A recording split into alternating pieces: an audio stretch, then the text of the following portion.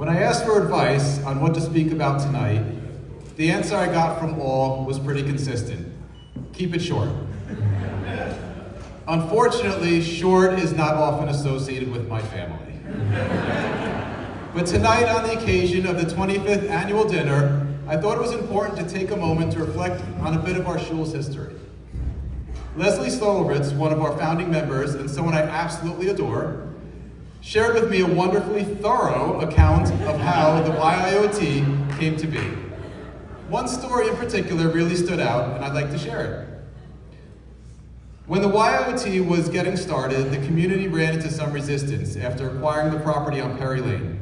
Ironically, it was a Jewish couple who weren't affiliated with the shul who stirred up the neighbors to oppose the building. The pushback caused many frustrations and delays with approvals from the town.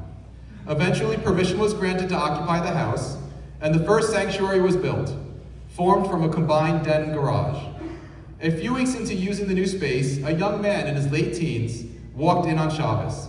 He was warmly welcomed, invited to join for lunch, and treated like family. Not long after, the shul received a letter.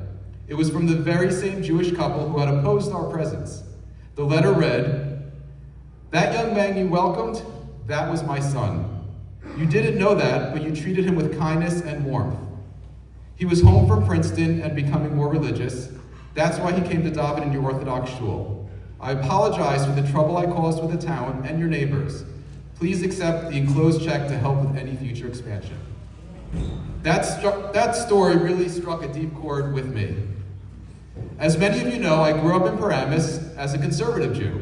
After my bar mitzvah, my observance gradually faded. I attended high holiday services and occasionally joined Shabbat services in the city, where my best friend Michael was in rabbinical school. And that was my connection to Judaism for almost 20 years, until I met Ilana. Ilana was raised in a traditional modern Orthodox home, and I knew I wanted to ask her out. After clearing my first hurdle, convincing her that despite my red hair, I was not Irish Catholic,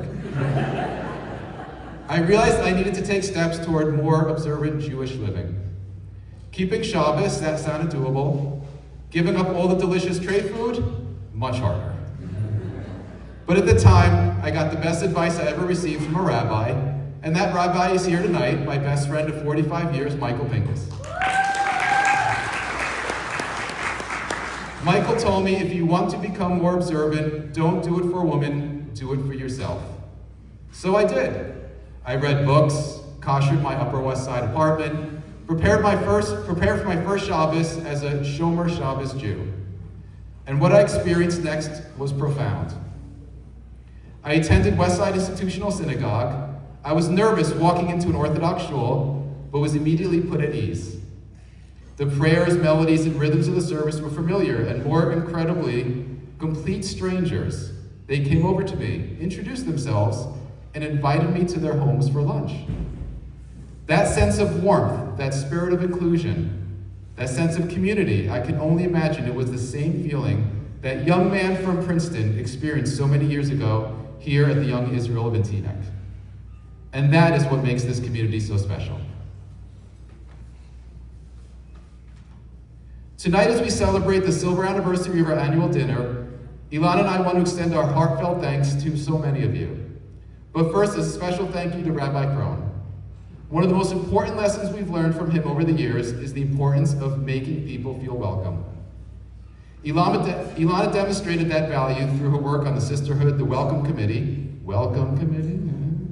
and organizing community Shabbat luncheons.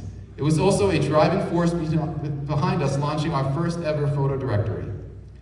As for me, one of the more visible roles I play is in leading our security team, and we're often the first people and the first faces that guests encounter when they arrive at our synagogue. We try to greet everyone with a smile, offer help, and make them feel welcomed. We truly never know when the new face walking through our doors might be a future Baal Tshuva like myself, or a teenager like that one from Princeton so many years ago. And speaking of welcomes, I want to acknowledge one of the best recent additions to our security team, our security guard, Sean.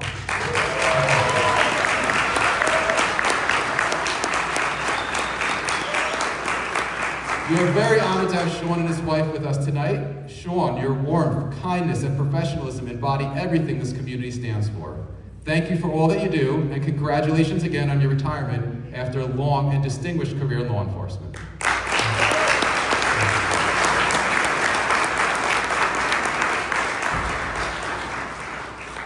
To all of you who step up and volunteer, whether you plan events, serve kiddish, or guard doors, thank you. Every effort strengthens our community. To the founding members of the YIOT, thank you to your vision and dedication. You laid the foundation for everything that we have today. The Serlovitz, the Minkowitz families who opened their homes and served kiddish in their living rooms before we had a building, thank you. To the Gartenbergs who oversaw the building of our first sanctuary on Perry Lane, thank you. Mazel tov again to David and Jess Mirsky, well-deserved honorees of the Charlie Gartenberg Memorial Service Award. It is a pleasure to share this evening with both of you. To the Poltmans, also founding members, a special shout out to Yaakov. You are an amazing individual and have the best excuse of anyone for not being here at the dinner tonight. We wish you a refuah. To the Hode family, thank you for endowing the Gratitude Award, and to the RCBC, thank you for your essential work in our broader community. We are also grateful to those who've led our community with dedication and grace. It has been our pleasure working with the many presidents and boards over the past few years, especially David Schwartz, Michael Gutlove, and Dror Barber. A big thank you to Ariana and the dinner committee and all the names mentioned before who helped make tonight happen. What an incredible evening tonight is. And to Ellie, thank you for being an awesome MC. And to our family, you've been our role models and our inspiration. Ilana's grandfather, who was a founding member and the first president of Temple Hillel in North Woodmere. To Ilana's parents, who served in various leadership roles at the Young Israel Oceanside. We also want to take a moment to remember Ilana's mom, Lenore, who is surely looking down on us tonight with nachas. She lived in Country Club.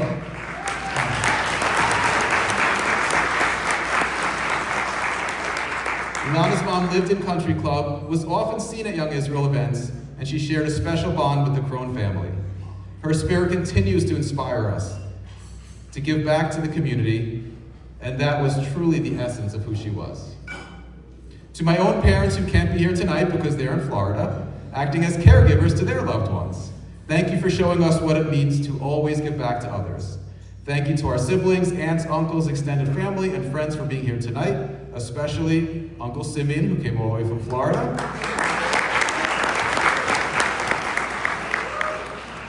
And Michelle Lifshitz's twin sister, Brenda, who came all the way from London today.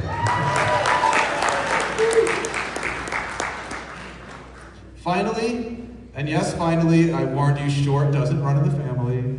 We hope that the values of volunteerism, hospitality, and community that we both try to embody will be passed on to the next generation.